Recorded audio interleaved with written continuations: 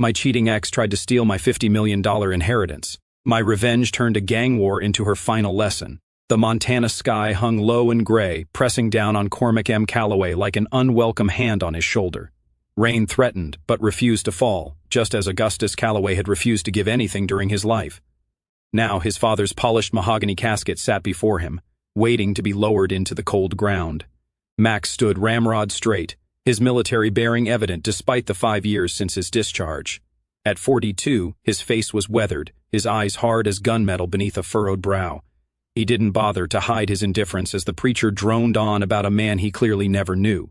Next to him, 17-year-old Sable shifted uncomfortably in her black dress. Mac glanced down at his daughter, the only person who mattered in his world, and saw her fighting back tears. Not for her grandfather, a man she'd barely met, but for him, for a father having to endure this charade. "Ibrahim, you okay?" Mac whispered. Sable nodded, her dark hair falling across her face. "I'm fine. Are you?" Mac didn't answer. The question wasn't worth acknowledging. The small gathering of business associates and distant relatives stood around the grave, their expressions more curious than grieved.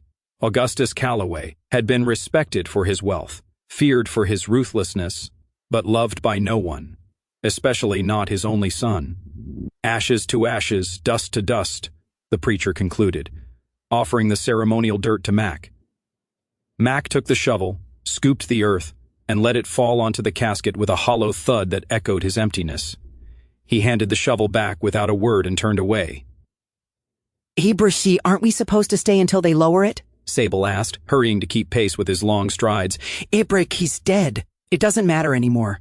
Mac headed toward his truck, a battered black Ford that stood out among the luxury vehicles. "Ibrahim, Mr. Calloway," a voice called. Mac kept walking. "Mr. Calloway, please." Ibrahim. He stopped and turned. A balding man, expensive suit, trotted toward them, clutching a leather portfolio to his chest. "Mr. Jenkins," Mac said flatly, recognizing his father's attorney. "The reading of the will is scheduled for 4 today," Jenkins said, slightly out of breath. "Your father was most insistent that you attend." Mac checked his watch. 2 hours from now." "Fine." Jenkins blinked, surprised by the easy acquiescence. "Excellent. My office downtown, you know the address?" "I remember." The attorney hesitated. "Your father left specific instructions." "Ibrahim, I don't care," Mac cut him off. "I'll be there. That's all you need to know." Jenkins backed away, nodding. "Yes, of course. My condolences again." Mac watched him retreat before continuing to the truck.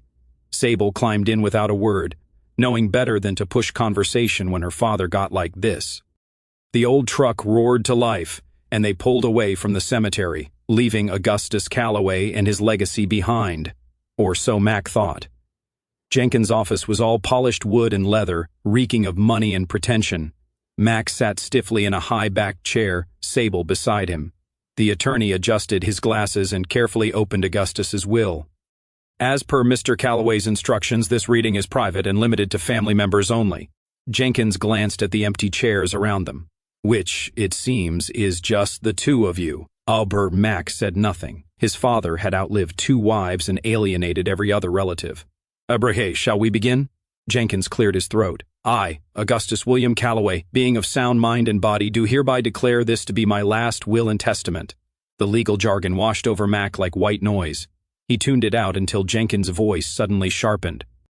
"To my son, Cormac William Calloway, I leave my entire estate, including all properties, businesses, investments, and liquid assets, currently valued at approximately $50 million.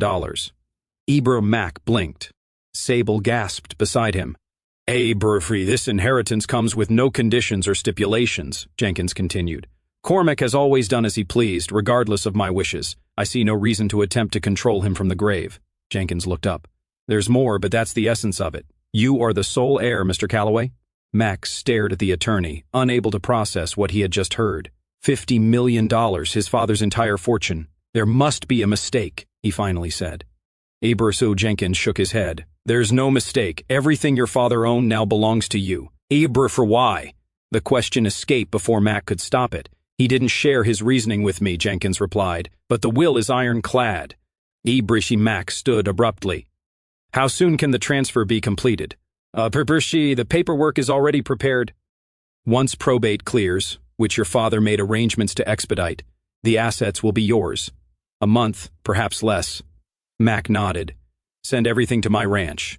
And your bill. Abraham, Dad, Sable said, her voice small. Are you okay? Let's go, he replied, ignoring the question. Outside in the truck, Mac gripped the steering wheel until his knuckles turned white. $50 million. A fortune built on cutthroat business practices, on destroying lives, on breaking spirits, including his own. Bree, Dad, Sable tried again. What are you going to do with all that money? Seabrick and Mac started the engine. Secure your future. Abraham, but what about you? Mac pulled out on the street. I don't need anything. Abraham, Grandpa left you everything, she pressed. Doesn't that mean something? Even from the grave. Mac's voice hardened. Augustus never gave without expecting something in return. Abraham, I don't understand. Mac glanced at his daughter, so young, so innocent, despite the hardship she'd already faced. He's mocking me, giving me what he knows I never wanted. Abraham, but why not just enjoy it? Use it for something good. Mac's expression softened slightly. That's what I intend to do. For you. For you. Renum. The rest of the drive passed in silence. Mac's mind churned with memories of belt lashings disguised as discipline, of coldness masquerading as strength, of a childhood spent trying to earn love that never came. Now, in death, Augustus had given him everything except the one thing Mac had ever wanted from him. As they approached the ranch, Sable finally spoke again. I think I'm going to hang out with Lyndon tonight, clear my head. Mac nodded. Be back by 10. Abraham, Dad, I'm 17. Abraham, 10, he repeated, his tone brooking no argument. Sable sighed, but didn't protest further. She knew the boundaries, knew the reasons behind his protectiveness. Her mother had taught them both painful lessons about trust. The ranch came into view. 20 acres of land surrounded by a heavy fence, security cameras at strategic points. The house itself was built like a fortress. Mac had designed it that way after Anessa left, after the threat started, a place where he could keep Sable safe. He parked in front of the house and killed the engine. Go change. I'll make dinner before you head out. Sable hesitated, then leaned over and hugged him awkwardly. I love you, Dad. Abraham Mac stiffened, then returned the embrace briefly. Love you too, kid. He watched her go inside, then sat in the truck a moment longer, staring at nothing. $50 million wouldn't change who he was. Nothing could do that. But it might change what he could do for Sable. College without debt, a future without limits. For that, he would accept Augustus's blood money. But he would never forget what it had cost. Night fell over the ranch, bringing with it a bitter wind that rattled the windows. Max sat in his study, a glass of whiskey untouched before him, staring at the documents Jenkins had given him. Property deeds, stock certificates, bank accounts, a paper trail of Augustus's empire. The security system chimed, alerting him to a vehicle approaching the gate. Mac frowned, checking his watch. Too early for Sable to be home. He pulled up the security feed on his laptop. A sleek black SUV idled at the gate, headlights cutting through the darkness. Mac zoomed in on the driver's window as it rolled down. His stomach clenched. Anessa. 5 years since he'd last seen her, since the divorce that had nearly destroyed him. Her hair was different, shorter, dyed platinum blonde, but her face was the same, beautiful and cold. The passenger door opened, and a man stepped out, tall, muscular, with a shaved head and a jagged scar running down one cheek. Mac recognized him immediately, Bryson Cade, the ex-con Anessa had left him for after his last deployment. But they weren't alone. The back doors opened, and 3 more men emerged, hard-looking individuals with the unmistakable bearing of criminals. Mac reached for his phone, hesitated, then set it down. No point calling the sheriff. In a town this small, word of Augustus's death and the inheritance had undoubtedly spread. Anessa's timing was too perfect to be a coincidence. Abraham Mac walked to the front door, grabbing his jacket. A Glock 19 sat in the safe by the entrance. He punched in the code, removed the weapon, and tucked it into his waistband at the small of his back. Then he headed out to meet his past. Abraham, the ranch's floodlights illuminated the scene as Mac approached the gate. Anessa stood with her arms crossed, Bryson looming beside her. The 3 men spread out behind them, a show of force. Mac stopped several feet from the gate, just out of reach. Abraham, Anessa, Mac said, his voice steady. Mac, she replied, her tone honey over ice. You're looking well.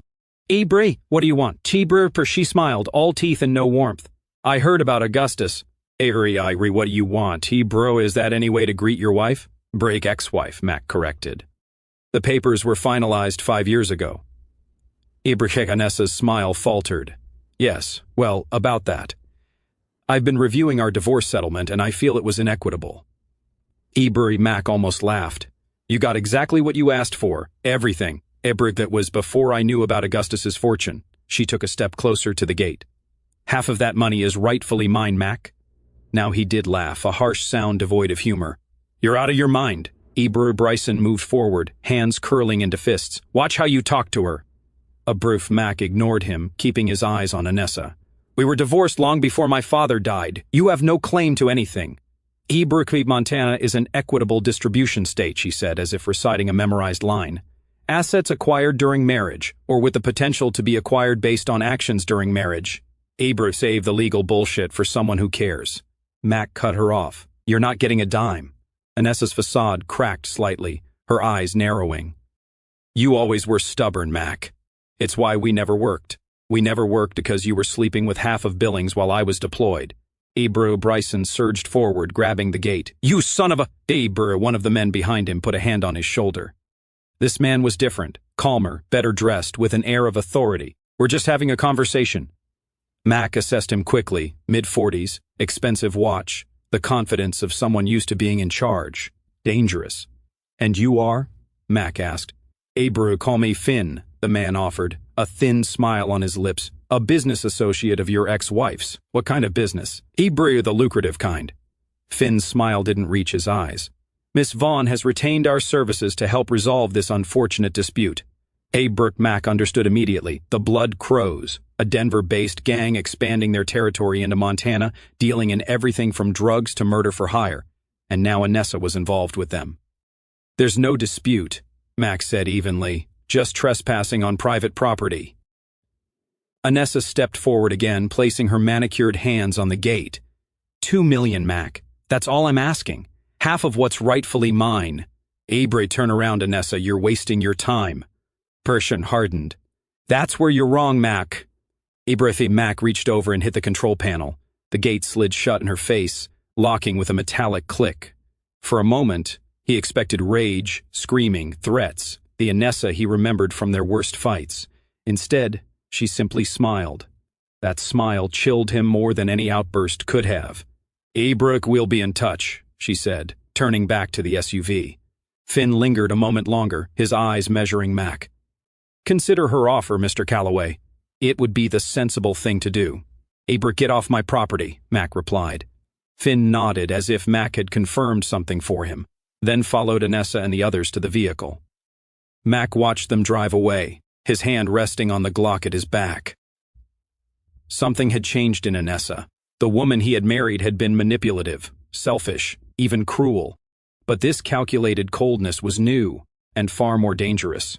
Back inside, Mac poured himself another whiskey and drank it in one swallow. The burn in his throat was nothing compared to the acid churning in his gut. Anessa's reappearance, the Blood Crow's involvement, it complicated everything. His phone rang. Sable, what's up? He answered, trying to keep his voice normal.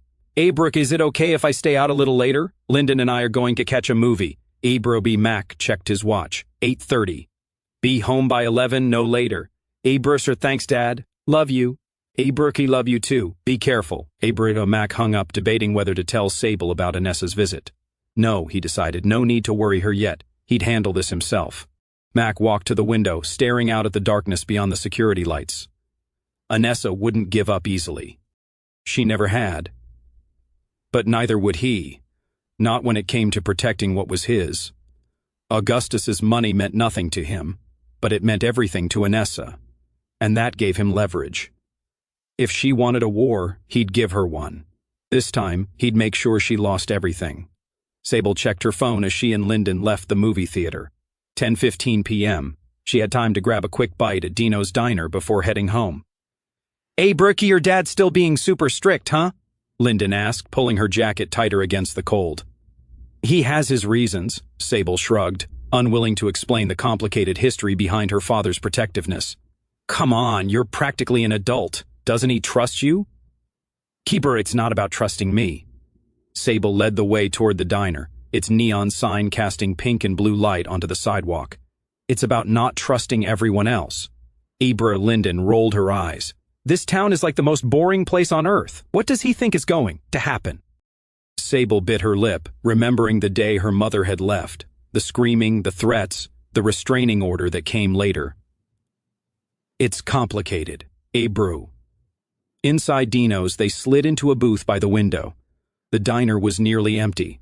Just a couple of truckers at the counter and an elderly couple in the corner. So, Linden leaned forward, eyes bright with curiosity. Is it true about your grandpa leaving you guys a ton of money? Sable hesitated. News traveled fast in Billings. Where did you hear that? My dad works at the bank. He said Mr. Jenkins was talking about it. 50 million. Is that for real? I don't know the exact amount, Sable said uncomfortably, but yeah, my dad inherited everything. Abrica, holy shit! You're going to be like the richest kid in school. Abrica, it doesn't matter. Nothing's going to change. Ibrahim Linden laughed. Are you kidding? Everything. Change. You could buy a new car, new clothes. Hell, you could buy the school if you wanted. It's not my money. It's my dad's, Sable said, picking at her napkin. And he doesn't care about that stuff. Well, what about college? You've always wanted to go to NYU, right? Now you totally can. Eber Sable smiled slightly at that. Yeah, I guess that part is cool. They ordered burgers and shakes, the conversation drifting to school gossip and plans for the upcoming weekend. By the time they finished eating, it was 10:45. Hey, Brooke, I better get going, Sable said, leaving cash on the table. Dad will freak if I'm late. Hey, Brooke, want me to walk you to your truck? Linden offered. Hey, Brooke, nah, it's just across the street. I'll text you tomorrow. They hugged goodbye, and Sable stepped out into the night. The temperature had dropped, the wind biting through her jacket. She hurried across the street toward the small lot where she'd parked her pickup. The lot was poorly lit, most of the street lamps either broken or dim. Sable fished her keys from her pocket, quickening her pace. Something about the shadows between the parked cars made her uneasy. She was halfway to her truck when she heard footsteps behind her. Sable Calloway? Eber, she turned. A man she'd never seen before stood a few feet away, tall, wiry, with a tattoo creeping up his neck. Abri, who's asking? She said, taking a step back, suddenly aware of how isolated the parking lot was. Abri, the man smiled, revealing a gold tooth. Got a message for your daddy. Abri. Before Sable could react, someone grabbed her from behind, a hand clamping over her mouth. She tried to scream, to fight, but another figure appeared. Then another. Abri, bring her! A female voice said. Sable's blood ran cold. She knew that voice. They dragged her into the alley beside the parking lot, 3 men holding her while she kicked and struggled. A black SUV was parked at the alley's end, its engine running. Hello, stepdaughter, Anessa said, stepping into the dim light, her face a mask of cold fury. Sable stopped struggling, shock momentarily overriding fear. What are you doing here? Teaching your father a lesson in cooperation. Anessa nodded to one of the men. Bryson, show her what happens when Max says no to me. The largest man stepped forward, shaved head, scarred face, eyes like empty holes. Sable recognized him from pictures on her mother's social media before her dad had made her block everything. Please, Sable whispered. I haven't done anything to you. Hebrew, no, Bryson agreed, his voice surprisingly soft. But your father has. Ebre, his fist drove into her stomach with such force that Sable doubled over, unable to breathe. Pain exploded through her, and she would have collapsed if not for the men holding her arms. Eber again, Anessa commanded. Another blow, this time to her ribs. Something cracked. Sable's vision swam, black spots dancing at the edges. The old man leaving everything to Mac wasn't part of the plan, Anessa said conversationally, watching as Sable gasped for air. I was counting on that money, Sable. Do you know what it's like to count on something only to have it ripped away? Sable couldn't answer, couldn't breathe, couldn't think through the pain. Ibrahim, hold her up, Bryson said to the others. They yanked her upright. Sable's head lolled forward, a strand of bloody saliva hanging from her mouth. Your daddy thinks he can shut me out. Anessa crouched down, forcing Sable to look at her. That he can keep what's rightfully mine. But he forgets what I'm capable of. He'll kill you for this, Sable managed, each word in agony. Abrica Anessa laughed. He can try, but first he'll pay me what I'm owed. She stood, brushing imaginary dirt from her designer pants. Make sure she remembers this night. One of the men, younger, with a wispy beard and nervous eyes, laughed. How much are we supposed to fuck her up, boss? The third man, who'd remained silent until now, answered. Enough to send a message, Ski, not enough to kill her. But Bryson wasn't listening. He drove his fist into Sable's face. Her nose shattered, blood spurting across her chin and neck. She tried to scream, but only a gurgle emerged. "Abra, that's enough," the third man said sharply. "Abra, not yet." Bryson hit her again, this time in the ribs where they had already cracked.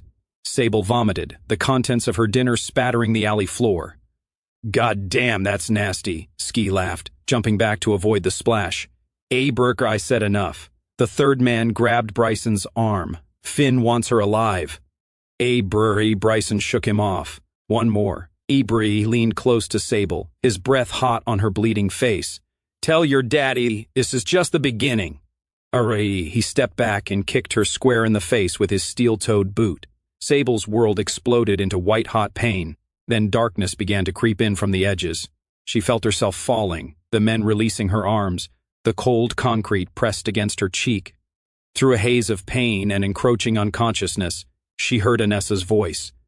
"Tell your daddy to give me my half, or next time we won't stop." The last thing Sable saw was Bryson's boot coming toward her face again, then nothing. Mac paced the living room, checking his watch for the dozenth time. 11:30 p.m.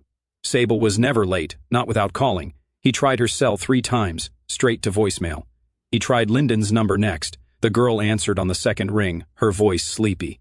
"Abraham, Mr. Calloway, what's wrong?" "Abraham, is Sable with you?" Bryson, "No. She left Dino's ride to head home." Abraham, Mac's grip tightened on the phone. "She never made it." "Abra what?" "But her truck, Abra, look for. If she contacts you, call me immediately." Mac hung up and grabbed his keys, a cold dread settling in his gut. He knew, with the certainty of a man who'd seen the worst humanity had to offer, that Anessa was behind this. He barely reached his truck when his phone rang, an unknown number.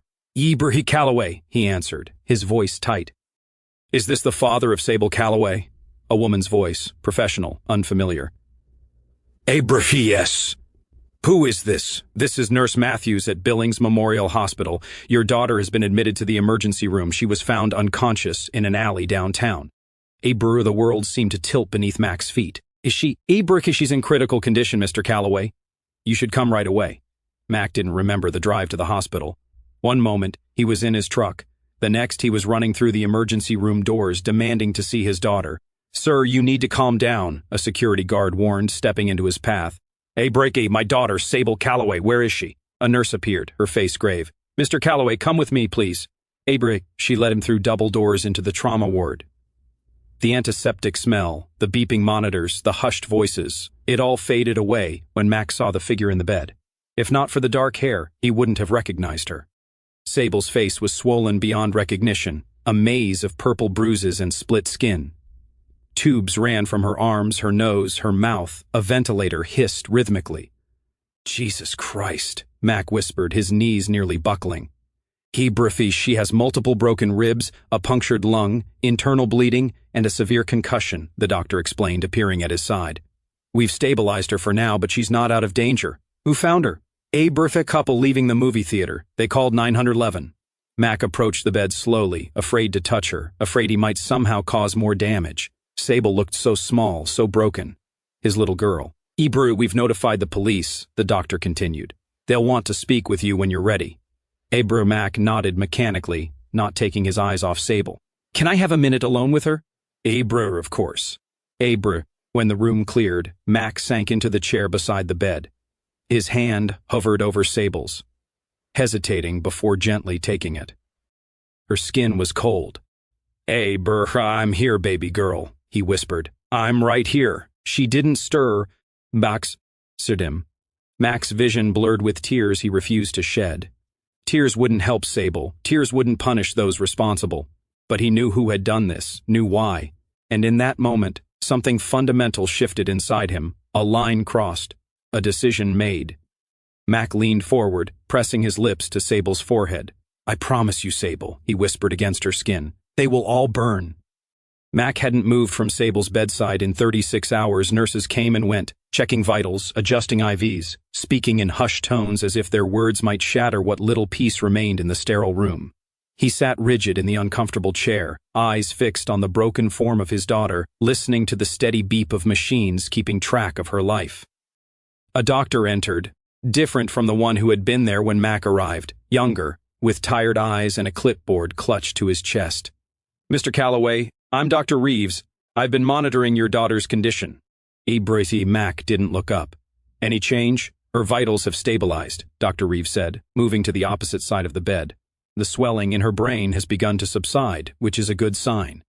When will she wake up? The doctor hesitated. It's difficult to say.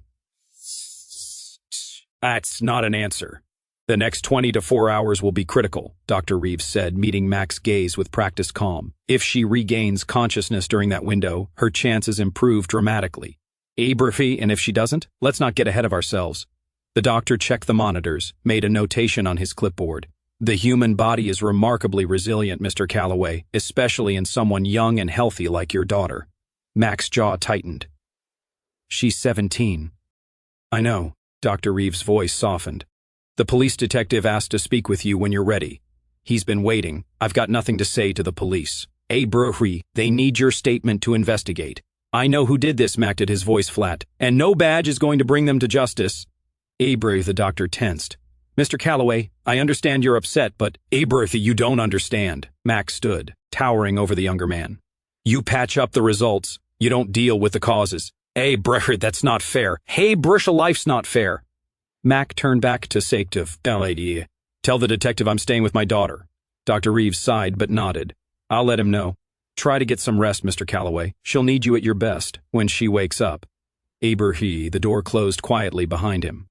Mac sank back into the chair, rubbing a hand over his face. The stubble had grown into the beginnings of a beard, rough under his palm. He couldn't remember the last time he'd slept or eaten. It didn't matter. Nothing mattered except Sable and retribution. A soft knock at the door made him look up. A nurse entered, different from the previous shift. I brought you some coffee, she said, offering a steaming cup. Black, right? Mac nodded, accepting it without thanks. The nurse didn't seem to mind, her attention already on Sable. Poor thing, she murmured, checking the fourth. What kind of monsters would do this to a child? Mac didn't answer. He knew the kind of monsters who followed Anessa, the kind who beat a teenage girl half to death to send a message. The nurse finished her checks and left. Mac sipped the bitter coffee, his mind running through scenarios, plans, contingencies. He needed weapons, information, a starting point. A slight movement caught his eye, Sable's fingers twitching against the white sheet. Mac set the coffee down hard, spilling it across the side table. A brick, Sable? He whispered, taking her hand. Can you hear me? Her eyelids fluttered but didn't open. Her fingers tightened weakly around his. Break, nurse! Mac shouted, not taking his eyes off his daughter. Someone get in here!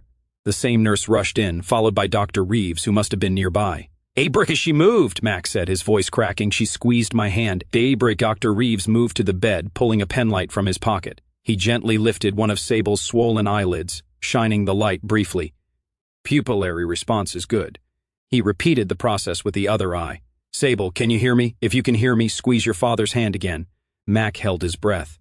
1 second passed. 2, 3.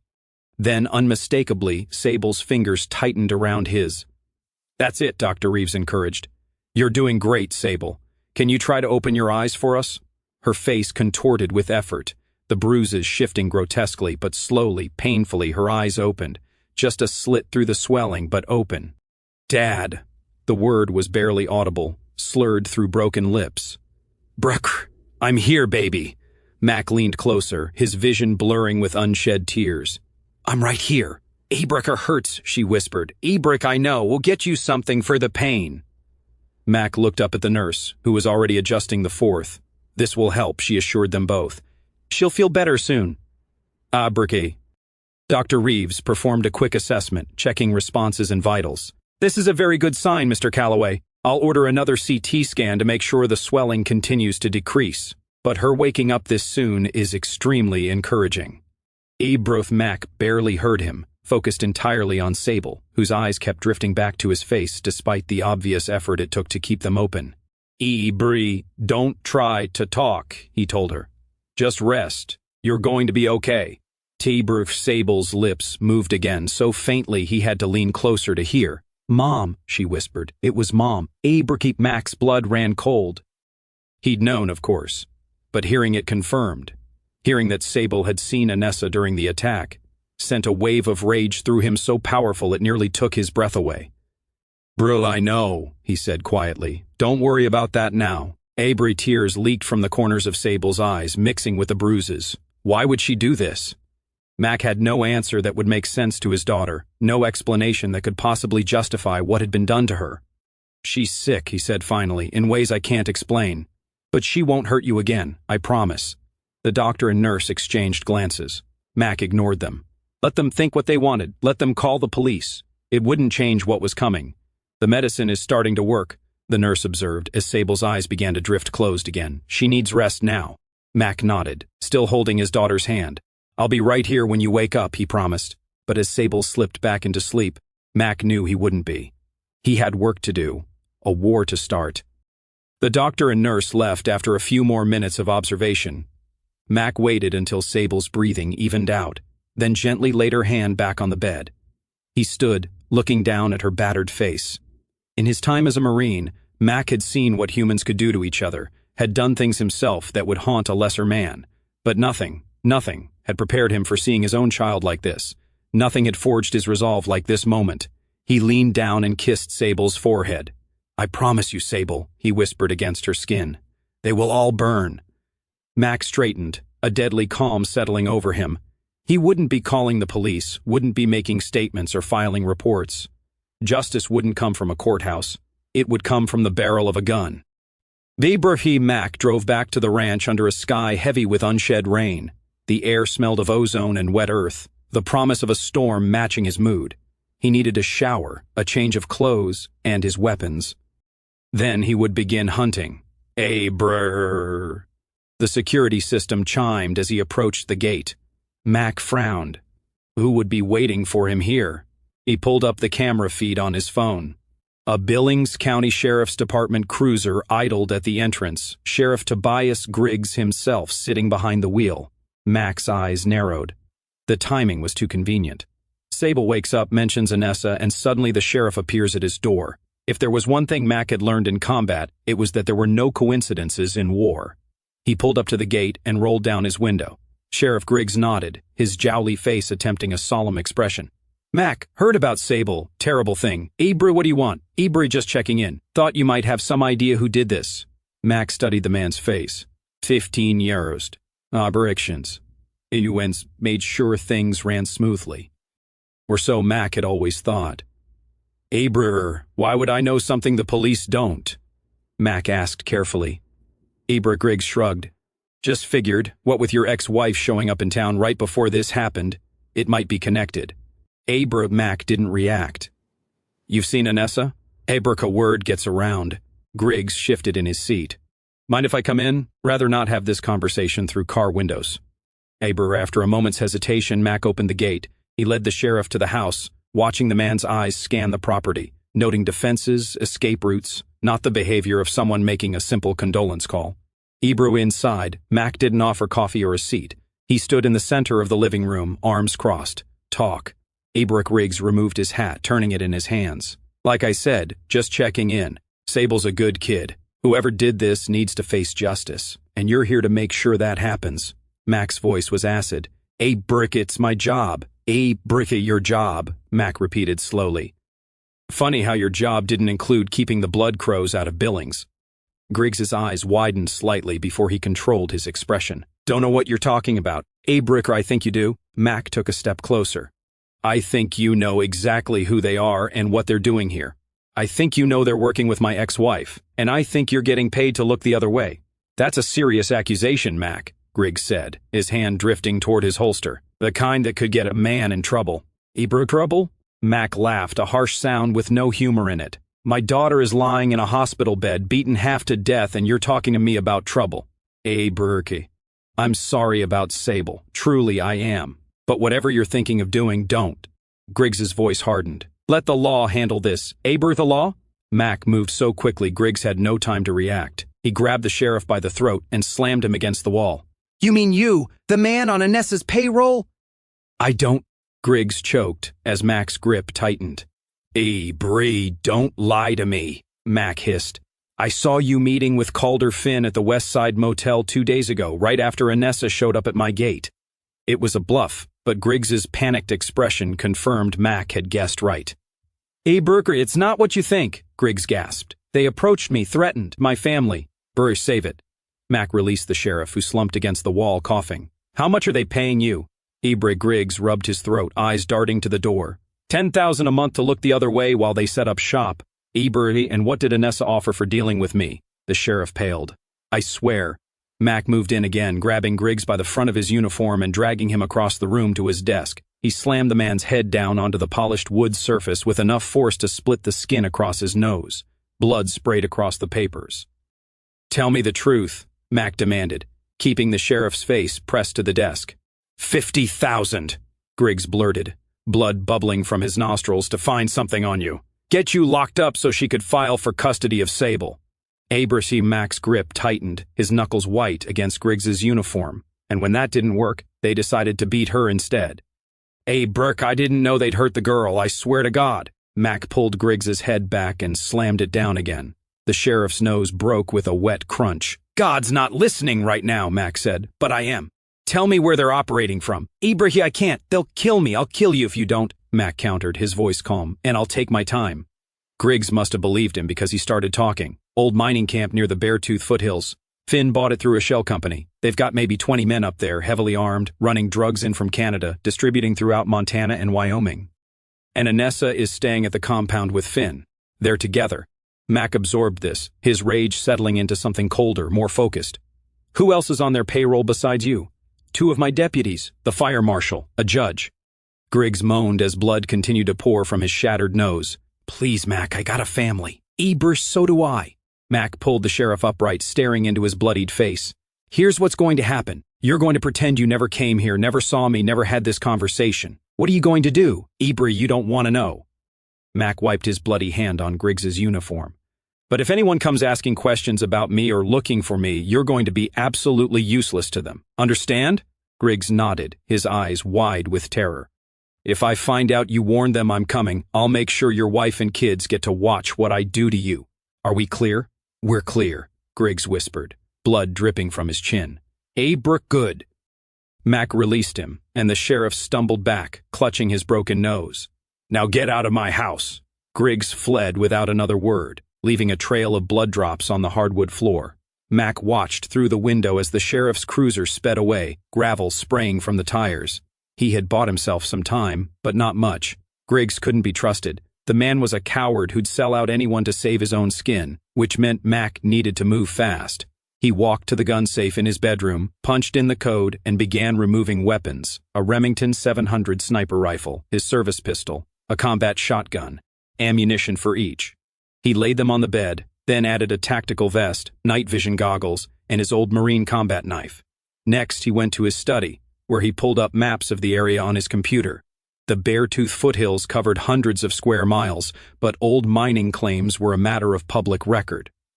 It didn't take long to identify several possibilities and even less time to narrow it down based on access roads and isolation. His phone rang. The hospital. Mac answered immediately. Bricky, Mr. Calloway, this is Nurse Winters. Your daughter is asking for you. Bricky, how is she? Bricky, stable. The doctor is pleased with her progress. She's in some pain, but that's to be expected. Tell her I'll be there soon. Mac ended the call. He wouldn't lie to Sable, but he wouldn't tell her everything either, not yet. Not until it was over. Mac gathered what he needed, loading it into his truck. One more stop before the hospital. He needed to find the weakest link in the Blood Crow's chain, and he knew exactly where to start. The sun had set by the time Mac reached the eastern outskirts of Billings, where ramshackle houses and trailer parks gave way to abandoned industrial lots. This was where the city's forgotten lived. The addicts, the drifters, the criminals too small time to afford anything better. Mac parked his truck behind a defunct gas station and continued on foot, a baseball cap pulled low over his eyes. He wore a nondescript jacket over his shirt, the Glock concealed at his waistband. Nothing about him screamed ex-Marine on a revenge mission. The dealer had told him Ski would be at a place the locals called the Tin Shack, a dilapidated ranch house with aluminum siding that glinted dully under the streetlights.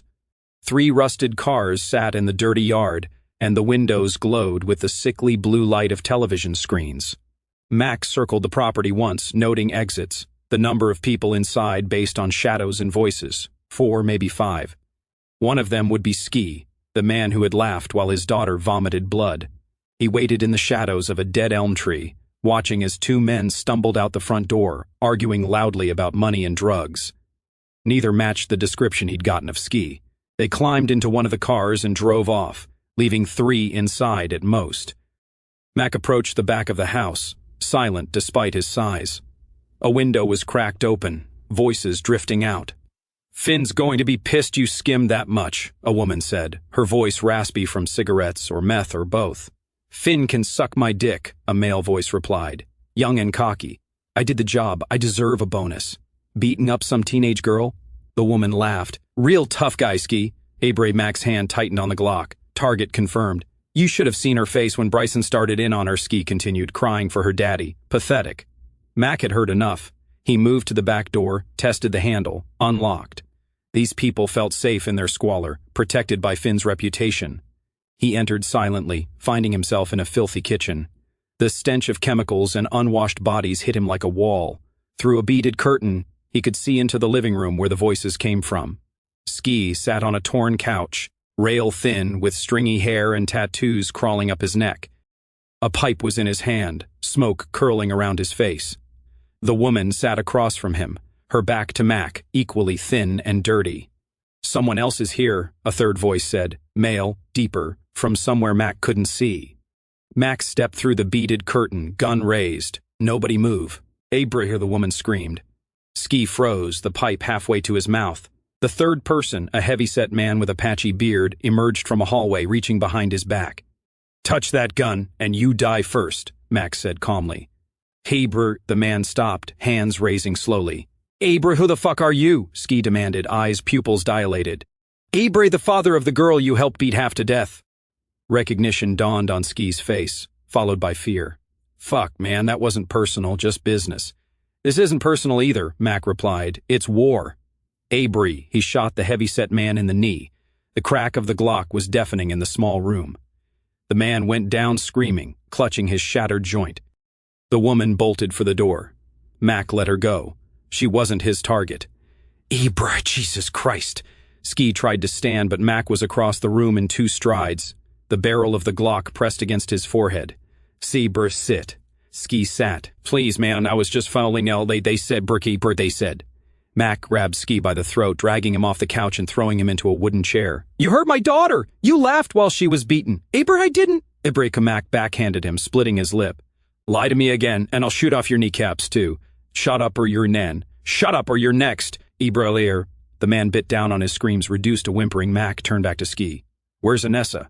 The back of Mac's hand cracked across Ski's face again, splitting his lip further. "My ex-wife. Blonde, cold, working with Finn." "The boss lady?" "She's at the compound, man. With Finn." "Abra, where's the compound?"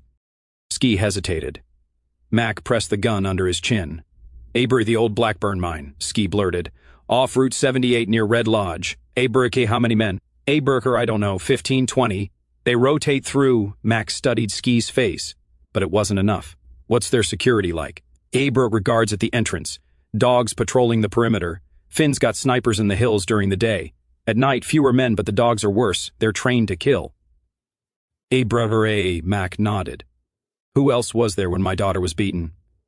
"Bro, just me, Bryson, and Vance. And your ex." "Break out Vance?" "Abra, Finn's second in command. Cold bastard. He's the one who said to stop." Abra and Mac filed the name away. "And Bryson, where is he now?" "Abra, at the compound. He never leaves Finn's side." "Abra, my daughter, the first person you've hurt?" Ski swallowed hard. "No."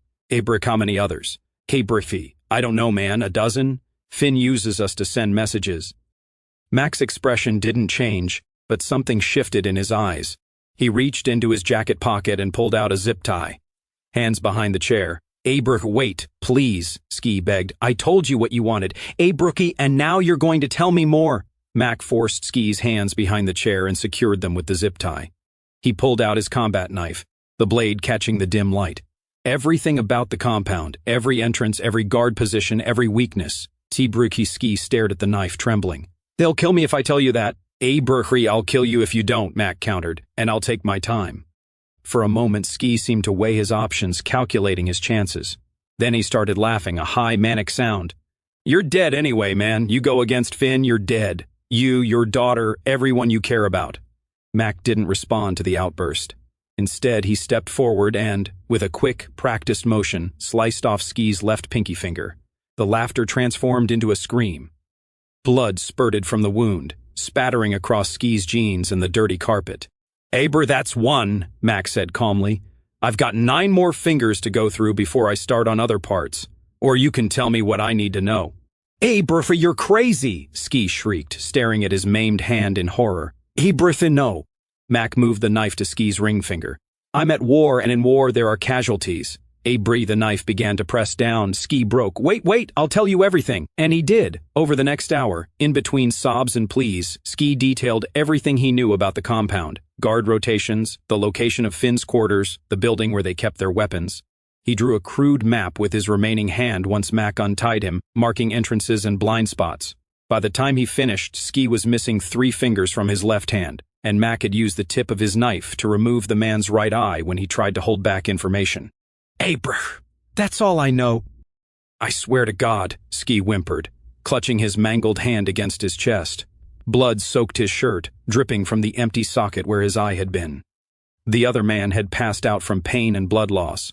Mac studied the map, committing it to memory. Key, where's Anessa staying? Which building? With Finn, Ski gasped. The main house, 2nd floor, east side. Mac folded the map and tucked it into his pocket. He looked at Ski, who was swaying in the chair, face pale from shock and blood loss. Please, Ski whispered. You got what you wanted, let me go. Berthy, let you go. Mac tilted his head. So you can warn them I'm coming? Berthy, I won't. I swear, you beat my 17-year daughter. You laughed while she bled. Mac raised the Glock. No second chances. The shot echoed through the small house. Ski's body slumped in the chair, a neat hole in the center of his forehead. Mac wiped down anything he'd touched, then left through the back door. The other man was still unconscious, but alive. Mac left him that way, a witness who could spread the message. He drove to the outskirts of town to an old railroad bridge spanning a ravine. The place was deserted at this hour. Mac parked, then opened the trunk, where he'd stored Ski's body wrapped in a tarp. It took less than 10 minutes to secure the corpse to the bridge railing with wire, leaving it hanging for all to see. A message, just as Sable's beating had been meant as a message. But Mac's message was clearer. This is only the beginning. As he drove toward the hospital, rain finally began to fall, washing the blood from the bridge and from Mac's hands. But nothing would wash away what was coming. The war had begun. The discovery of Ski's mutilated body hanging from the railroad bridge sent ripples through Billings. By sunrise, everyone connected to the Blood Crows knew that someone had declared war on them, and they all knew who that someone was. Mac sat in his truck outside the hospital, watching the morning shift nurses file in. He'd spent 2 hours with Sable during the night. Enough time to see improvement in her condition, enough time to strengthen his resolve. The doctors had reduced her pain medication, allowing her to speak more clearly. Did you do it? She had asked, her voice barely a whisper. Mac hadn't pretended to misunderstand. Yes. Good. That single word from his daughter's broken lips had been all the absolution he needed. His phone buzzed. An unknown number. Mac answered without speaking. You stupid son of a bitch, Sheriff Griggs's voice, tense and hushed. Do you know what you've done? Sent a message, Mac replied calmly. You started a war you can't win. Finn's called in reinforcements from Denver. They're coming for you, Mac, coming hard. Should let them come. Should listen to me. Griggs lowered further. They found me this morning. Want to know what I told them?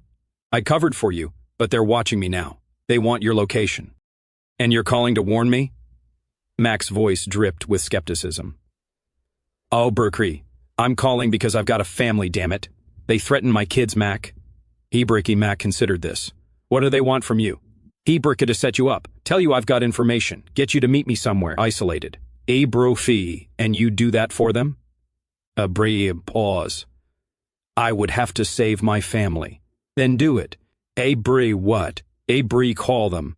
Tell them I agreed to meet you tonight at my ranch. Griggs, was silent for a moment. That's suicide. Now, not for me. Abrika Mac, they'll bring everyone they've got. 20, maybe 30 men. Abrika good, saves me the trouble of hunting them, bro, you're insane. Abrifi, no, I'm at war. Mac watched to hurry into the hospital late for his shift. Set it up. Tell them I'll be alone at the ranch tonight, panicking, getting ready to run. Bro, they won't believe that. Not after what you did to Ski. We make them believe it. Tell them I didn't expect the fallout, that I'm in over my head. Tell them whatever you need to. Bro, another long pause. You better know what you're doing. Bro. One more thing, Griggs. If anything happens to my daughter while I'm dealing with this, I'll hold you personally responsible. I can post a deputy at the hospital. One you trust, not one on Finn's payroll. Abra had done. Abra Mac ended the call. The trap was baited. Now he needed to prepare. It drove to a hardware store in the next county over, where no one knew him, purchasing propane tanks, fertilizer, nails, wire, basic components for improvised explosives, something he'd learned in Afghanistan. Then to a hunting supply store for more ammunition, a grocery store for food and water, enough supplies to last several days.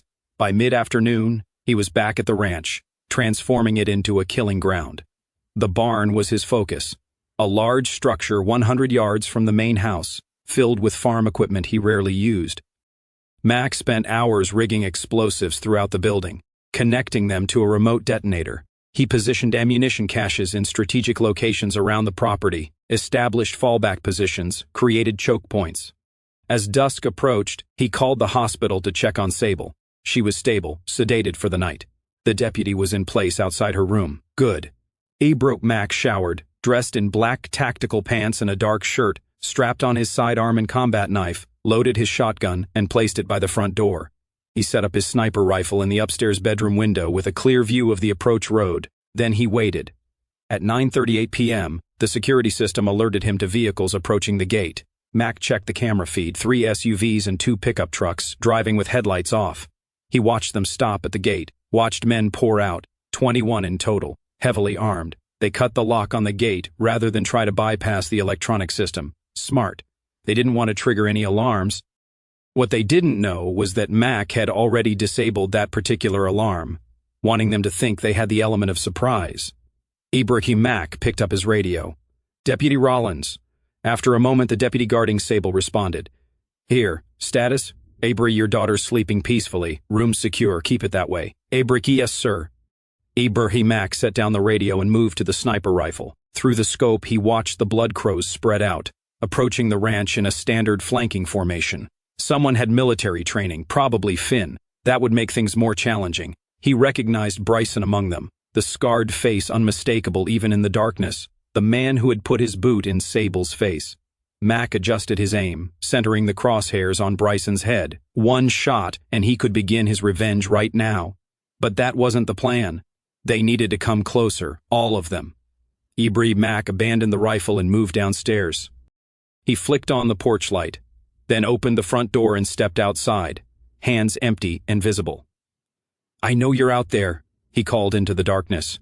You want me? Come and get me. He ducked back inside as bullets peppered the door frame. Grabbing the shotgun, Mac moved through the house to the back door.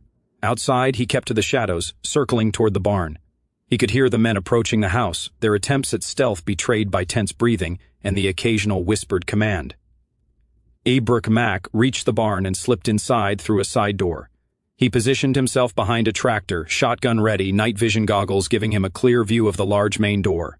5 minutes past 10. Then voices outside the barn. Hey bro, he's not in the house. Check the outbuildings. He's here somewhere. The barn door slid open. Check every corner. Anything? Check every corner. 5 men entered, 3 more, 8 total. Mac waited until they were all well inside, spread out among the farm equipment and hay bales. Then he stood. Looking for me? His voice echoed in the cavernous space. Bro, the men spun toward the sound, raising their weapons. It's him, one shouted. Take him down. Ducked behind the tractor as bullets flew. He had seconds before they would flank him. He pulled the remote detonator from his pocket and pressed the button. The world erupted in fire and thunder. The explosion lifted the barn's roof, sending it crashing back down in a hail of burning timber. The walls blew outward, propelling nails and metal debris like shrapnel. The men inside had no chance. Those not killed instantly by the blast were crushed by falling debris or impaled by projectiles. Mac, sheltered behind the tractor, was protected from the worst of the blast. Still, the concussion left his ears ringing as he staggered to his feet. The barn was gone, transformed into a roaring inferno. Around him lay the broken remains of men who had helped hurt his daughter. He checked the shotgun, then moved toward the edge of the destruction. The explosion would have disoriented the remaining blood crows, but they'd regroup quickly. He needed to keep moving. Through the smoke and flames, Mac saw figures running toward the barn. Perfect. He raised the shotgun and fired. The first man went down. The second turned to run and caught a load of buckshot in the back. "Hey, Brick, it's a trap!" someone shouted. "Fall back!" Max circled through the smoke, using it as cover. He found 3 more men huddled behind a pickup truck, arguing about what to do next. "We need to get the hell out of here," one was saying. "This guy's insane." "Bricky Finn will kill us if we run," another countered. "Better Finn than this psycho. Did you see what he did to Ski?" Max stepped around the truck. "You should have listened to your friend." They whirled, but too late. The shotgun roared 3 times, and 3 more bodies hit the ground.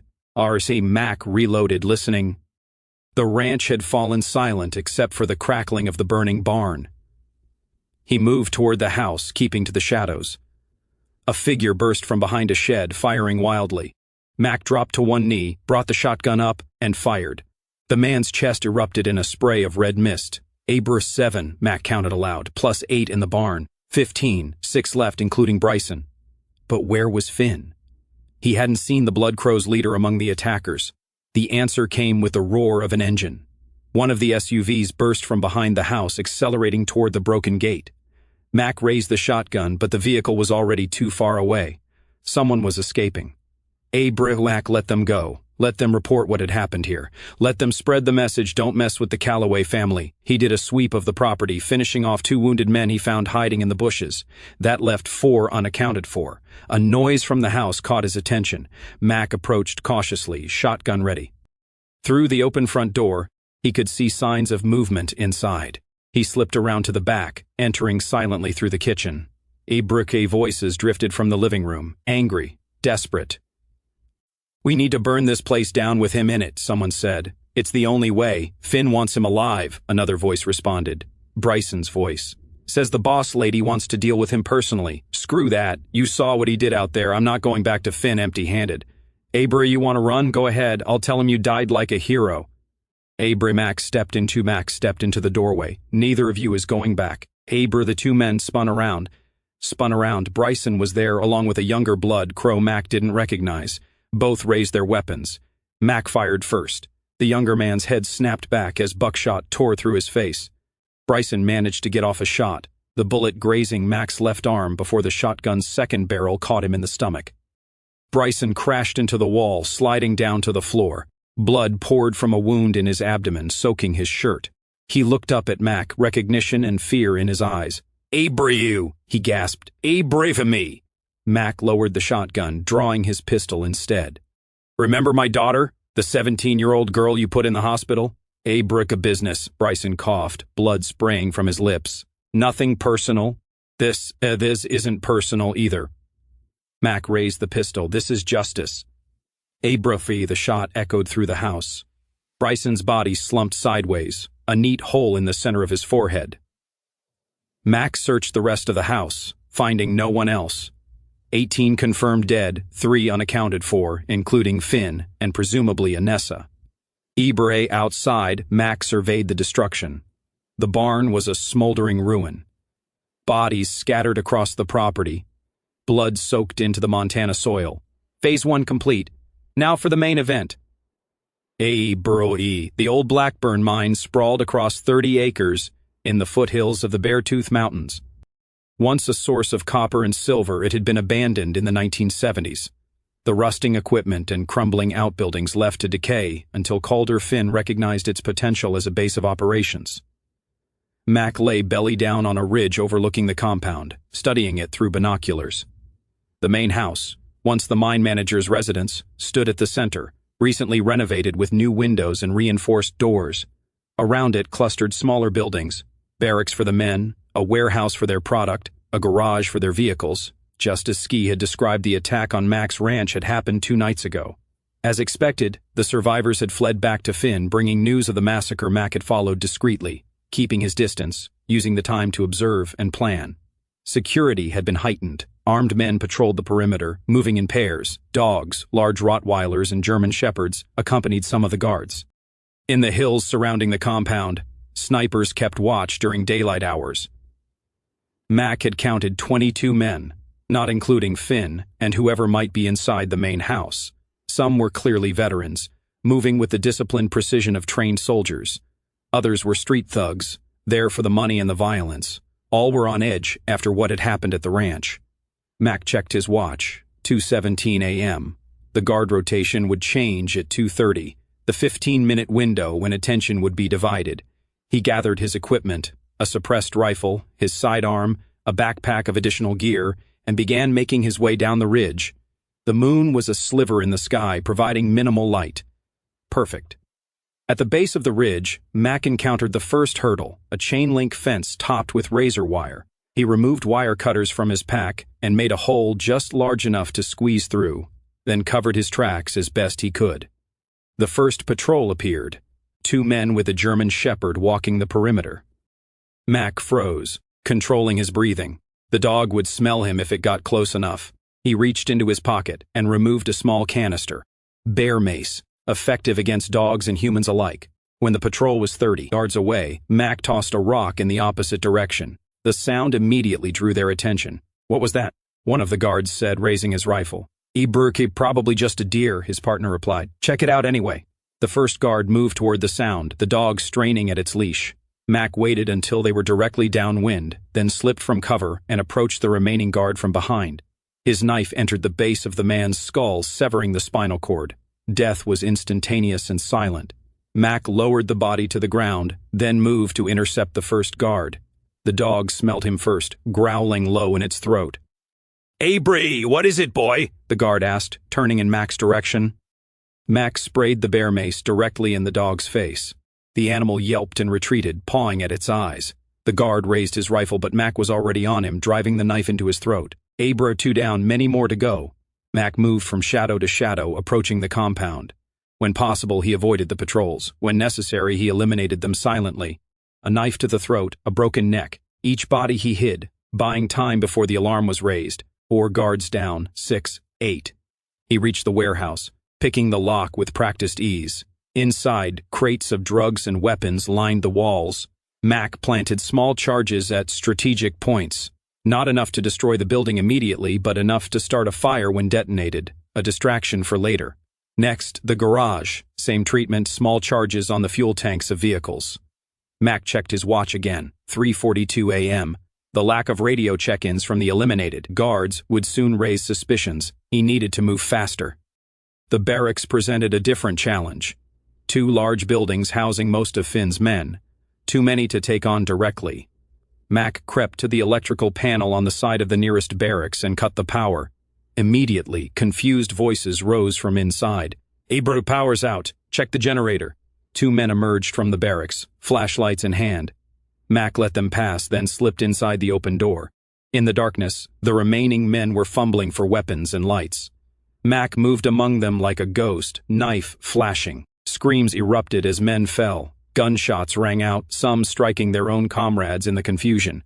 Mac exited through the back door as chaos consumed the barracks. The alarm was raised now, shouting, running footsteps, more gunfire. Mac triggered the charges in the warehouse and garage. Multiple explosions lit up the night, followed by the whoosh of igniting fuel. Flames shot into the sky as vehicles exploded, and the warehouse began to burn. Men poured from the second barracks, running toward the fires. Mac picked them off with the suppressed rifle one by one from the shadows, but his main target remained elusive. Finn would be in the main house, probably with Anessa, protected, waiting. Mac circled around to the back of the house. A single guard stood at the rear door, nervously scanning the compound as it descended into chaos. Mac put a bullet through his eye, then approached the door. It was locked, but a focused shot destroyed the mechanism. Mac entered, finding himself in a kitchen. The house was silent despite the chaos outside, soundproofed probably, smart. He moved through the ground floor methodically, checking each room, empty. Abraker then the second floor. Mac ascended the stairs slowly, listening for movement. At the top landing, a man appeared with a shotgun. Mac fired twice, center mass. The man crumpled without a sound. Abra 4 doors lined the upstairs hallway. Mac tried the first, a bathroom, empty. The second, a bedroom, recently used but unoccupied. The third door was locked. Mac backed up and kicked it open, rolling to the side immediately. Gunfire erupted from within, bullets splintering the doorframe where he had been standing a moment before. Mac tossed in a flashbang grenade, turned away and covered his ears. The explosion was deafening even with protection. Mac entered the room, weapon raised. A man was staggering near the window, disoriented from the flashbang, not Finn. Mac dispatched him with a single shot, then checked the closet and under the bed. No one. Abra 1 door left. Mac approached it cautiously. No sound from within. He tried the handle, unlocked. Too easy. He pushed the door open with the barrel of his rifle, staying clear of the doorway. Nothing happened. Mac risked a glance inside. A large bedroom, luxuriously furnished and standing in the center, seemingly unafraid, was Calder Finn. "Calloway," Finn said, as if greeting an expected guest. "I was wondering when you'd get here." Mac entered the room, rifle aimed at Finn's chest. The Blood Crow's leader was younger than Mac had expected, early 40s, fit, with the bearing of a career military man. He wore no shirt, revealing a torso covered in tattoos and battle scars. Most notably, Finn held no weapon. "Abraco, where's Anessa?" Mac demanded. "Abrahi gone." Finn smiled thinly. "She left about an hour ago. Said she had unfinished business in town." Mac's blood ran cold. "The hospital, maybe." Finn shrugged. "Or maybe she's halfway to Canada by now. Anessa tends to look out for herself." "Abrafi, you sent her after my daughter." "Abri, I don't send Anessa anywhere. She does what she wants." To the rifle. "Are you going to use that? Or did you come here to talk?" Mac lowered the rifle slightly. "You're awfully calm for a man about to die." "Abrafi, we're all about to die, Calloway. The only question is when and how." Finn's eyes hardened. "But I'm not going out from a bullet fired by a man hiding behind a gun." In one swift motion, Mac slung the rifle over his shoulder and drew his combat knife. "Better?" Finn smiled, a genuine expression this time. "Much." Hebrewy, he reached behind him and produced a wicked-looking Bowie knife. "Shall we dance?" Hebrewy. They circled each other slowly, knives extended. Finn was lighter on his feet, moving with the practiced grace of a trained fighter. Mac was bigger, stronger, but carrying more years and the fatigue of the night's activities. "You know, I almost respect you," Finn said conversationally. "Coming here alone, taking out my men one by one, that takes balls." "Save your admiration," Mac growled. "You helped beat my daughter half to death." "A business," Finn replied. "Nothing personal. That's what Bryson said before I put a bullet in his brain." Something flickered in Finn's eyes. Anger, perhaps, or fear. Bryson was loyal. "More than I can say for Anessa. Seems you have poor taste in partners." says the man she left. Finn lunged suddenly, knife slashing toward Mac's throat. Mac parried the blow, countering with a strike of his own that Finn barely dodged. They separated, reassessing each other. "You're good," Finn acknowledged. "Military. Marines? you. Army Rangers?" Finn grinned. This should be interesting. They clashed again, blades scraping against each other. Finn was faster, scoring a cut along Mac's forearm. Mac responded by slamming his elbow into Finn's ribs. Hearing a satisfying crack, Finn staggered back, momentarily winded. Mac pressed the advantage, driving forward with a series of brutal strikes. Finn parried most, but a thrust connected with his shoulder, drawing first blood. "First round to you," Finn gasped, touching the wound. "But I'm just warming up." The fight intensified, both men fully committed now. They crashed around the room, knocking over furniture, smashing lamps. Blood spattered the expensive carpet, sometimes Finn's, sometimes Mac's. Despite the injury to his ribs, Finn was proving a formidable opponent. He fought with the desperation of a man who knew he was fighting for his life, landing vicious cuts to Mac's chest and arms. But Mac fought with something more powerful than desperation. He fought with the cold rage of a father who had seen his child broken. Every blow he landed was for Sable. Every cut, every bruise he received only fueled his determination. Finn tried to create distance, knowing his speed was his advantage. Mac wouldn't allow it, pressing forward relentlessly, absorbing punishment to keep the fight close. "You can't win," Finn panted, blood streaming from cuts on his face and chest. Even if you kill me, we both know you'll never find Anessa before she finds your daughter. Mac didn't respond. Instead, he caught Finn's wrist as the man attempted another strike, twisting until the knife clattered to the floor. Finn immediately countered, driving his fist into Mac's wounded side. Pain exploded through Mac's body, but he didn't release his grip. Instead, he headbutted Finn, feeling the man's nose shatter under the impact. Finn staggered backward, stunned. Mac followed, delivering a brutal kick to the same injured ribs. Finn went down hard, gasping for breath. "It's over," Mac said, standing over him. Hebrew, not quite. Finn wheezed, blood bubbling from his shattered nose. He reached behind his back. Mac saw the glint of metal, a hidden pistol. He reacted instantly, driving his boot down on Finn's wrist. Bones cracked. Finn screamed, the gun falling from nerveless fingers. Mac kicked the weapon away, then knelt, pinning Finn to the floor with a knee on his chest. "We could have been allies, you know," Finn gasped. "With your skills, my connections, we could have owned this state. I already have everything I need." Mac raised his knife. Finn's eyes widened. "Wait! I can tell you where to find Anessa. For real this time, Brookie, I already know." Mac brought his fist down hard, crushing Finn's windpipe.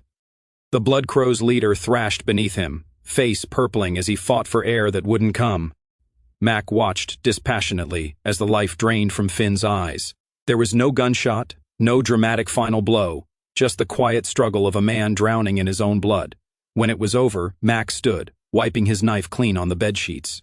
Outside, the compound burned, illuminating the night sky with an orange glow. Most of Finn's men were dead. The few survivors would scatter like rats from a sinking ship. Mac retrieved his rifle and headed downstairs. There was one more stop to make tonight, one more debt to collect. Mac stood in the shadows of the downtown alley where Sable had been beaten. Blood still stained the concrete. His daughter's blood, now turned brown with age. The sight of it rekindled his rage, banking it to a white-hot core. He had called the hospital immediately after leaving the burning compound. Sable was safe. The deputy had reported that no one had attempted to enter her room. Anessa hadn't gone there, but Mac knew where she would be.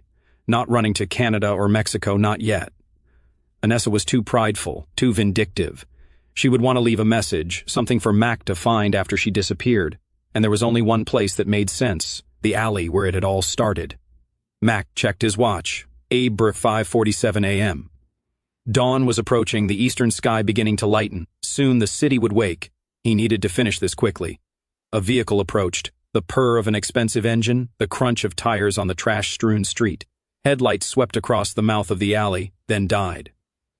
A car door opened, closed. The click of footsteps approached. Mac melted deeper into the shadows, hand on his pistol. The footsteps paused at the entrance to the alley, hesitant, then moved forward again, more determined. Anessa appeared, a silhouette against the faint pre-dawn light. She wore an expensive coat, her platinum hair gleaming even in the dimness. In her hand was a small object, a phone, its screen casting a blue glow on her face as she checked it.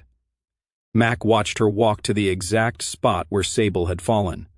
Anessa looked down at the bloodstain, then around at the alley walls.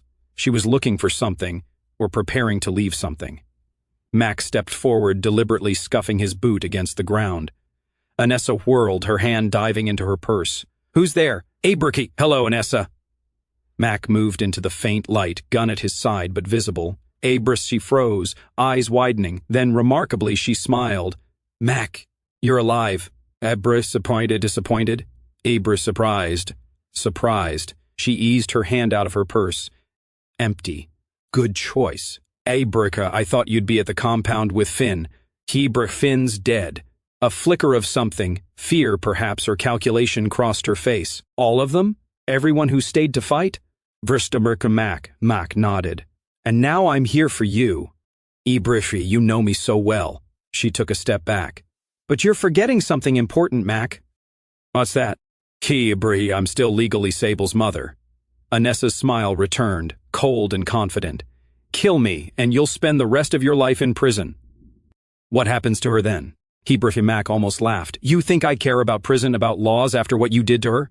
"It wasn't personal, Mac. It was about the money. It's always been about the money." Beating a 17-year-old girl wasn't personal. Mac's voice hardened. Leaving her for dead in this alley wasn't personal. She wasn't supposed to be hurt that badly, Anessa said, taking another step back. Bryson got carried away. I just wanted to send you a message. A message received. Mac raised the gun. I've got one for you, too. Anessa's composure cracked. Wait, Mac, please. We can work something out. I'll drop any claim to the money, I'll disappear, you'll never see me again. Too late for that. About Sable, she already lost one parent. Do you want her to lose another? She lost you years ago, Mac replied. When you walked out on us for a convicted felon. I made a mistake. Tears appeared in Anessa's eyes, practiced calculated tears that Mac had seen many times before. I never stopped loving her, or you. Mac stepped closer. You're pathetic, you know that? Still trying to manipulate your way out of consequences. Mac, please. Anessa was openly crying now, backing away until she hit the alley wall. I'm begging you. Like Sable begged? Did you listen when she pleaded for you to stop? I'm sorry. I'm so sorry. Mac grabbed her by the throat, pushing her against the wall. No, you're not. You're sorry you lost. Sorry your plan failed. Sorry you're about to die. Anessa's hand shot out, something metallic flashing in the growing light, a small pistol pulled from her coat pocket. Mac caught her wrist, smashing it against the brick wall until the gun clattered to the ground. Always a backup plan, right, Anessa? She spat in his face. Go to hell. You first. Mac dragged her to the center of the alley, forcing her to her knees on the bloodstain, right where she'd left their daughter to die. Anessa looked up at him, hatred replacing the false tears. Do it then. Prove what a big man you are. Mac pressed the barrel of his gun against her forehead. This isn't about being a man, it's about justice. Justice. Anessa laughed bitterly. You call this justice? This is revenge, pure and simple, no second chances, Mac said quietly. That's what you told Sable, right? Before Bryson kicked her in the face. Anessa's eyes widened. Mac, the gunshot echoed through the alley, cutting off her final plea. Anessa's body crumpled, falling sideways onto the concrete. Blood pooled around her head, mingling with the older stain of Sable's blood. Mac stood over her for a long moment, feeling nothing. No satisfaction, no relief, no regret, just an emptiness where the rage had been. He tucked the gun away and walked out of the alley without looking back. In the east, the sun was rising, painting the sky in shades of red. A new day was beginning. 3 weeks later, Mac stood on the porch of a cabin nestled in the mountains north of Bozeman. The property was remote, 20 acres surrounded by national forest land, accessible only by a single dirt road. Perfect for a fresh start. Behind him, the door opened. Sable stepped out, moving carefully but without the pain that had marked her first days out of the hospital. The bruises on her face had faded to yellow shadows, and the walking cast on her leg would come off in another week. She carried 2 mugs of coffee, offering one to Mac. Thanks, he said, accepting it, turning back to the view. Mountains rising into clouds, a valley spread out below them. It's beautiful here, Sable said, coming to stand beside him. Peaceful. Mac nodded. They both needed peace after everything that had happened. The official story was that the Blood Crows had become embroiled in a gang war that had spilled into Billings. Mac's ranch had been caught in the crossfire, destroyed in an attack he'd narrowly escaped. No one questioned why the gang had targeted him specifically. No one connected him to the deaths of Anessa, Finn, or any of the others. There were no witnesses, no evidence pointing his way. Sheriff Griggs had been found dead in his office 3 days after the destruction of Finn's compound, an apparent suicide. His note confessed to corruption, to taking money from the Blood Crows. He'd shot himself in the head with his service weapon. Or so the official report stated. The few surviving Blood Crows had scattered, fleeing Montana entirely. The organization was finished, its leadership decimated, its operations in ruins. As for Mac and Sable, they'd used a portion of Augustus's money to start over. New identities, new location, new life. The rest had been donated anonymously to various charities supporting victims of violent crime. Bree, what are you thinking about? Sable asked, sipping her coffee. The future. Mac glanced at her. Your college applications went out yesterday. NYU, she said, a small smile lifting the corner of her mouth. Do you think I'll get in? I know you will. They fell silent again, watching an eagle soar above the valley. Abra, you ever think about them? Sable finally asked. Mom, the others? Mac considered the question carefully. No, they made their choices. They paid for them. He turned to face her fully. What about you? Sable touched the scar that ran from her temple to her jaw, a permanent reminder of what had been done to her. Sometimes. Not because I miss her or anything, just trying to understand. Some things can't be understood, Mac said gently. Some people are just broken inside. Abru, like Grandpa? Rebru, Mac nodded. Like Augustus. Hey, Bricker, are we broken now, too? Her voice was small, uncertain. Abraham, no. Mac put his arm around her shoulders. Damaged, maybe. Scarred. But not broken. Sable leaned against him, and for a while they simply stood together, watching the sun climb higher in the sky. No words were needed. They had survived. They had each other. That was enough. Eventually Sable straightened. I'm going to start breakfast. Pancakes? Ibraki, perfect. She squeezed his hand once, then went back inside, leaving Mac alone with his thoughts. He didn't regret what he had done. Not a single death, not a drop of blood spilled. In the world he had known as a Marine, there were rules of engagement, lines that couldn't be crossed. But when those lines had been crossed against his family, the old rules no longer applied. He had gone to war just as he'd been trained to do, and like every war, it had exacted its price, not in guilt or nightmares, but in the knowledge that he was capable of such calculated violence, that such darkness existed within him, ready to be called upon if needed. But as he watched the sun illuminate the valley before him, Mac knew that darkness would remain dormant now. The debts had been paid, the accounts settled. There was nothing left but to live the life that had been salvaged from the wreckage. Mac finished his coffee and went inside to join his daughter, closing the door gently behind him. In the distance, an eagle cried out, a sound of freedom, of wildness, of life continuing despite everything, just as they would.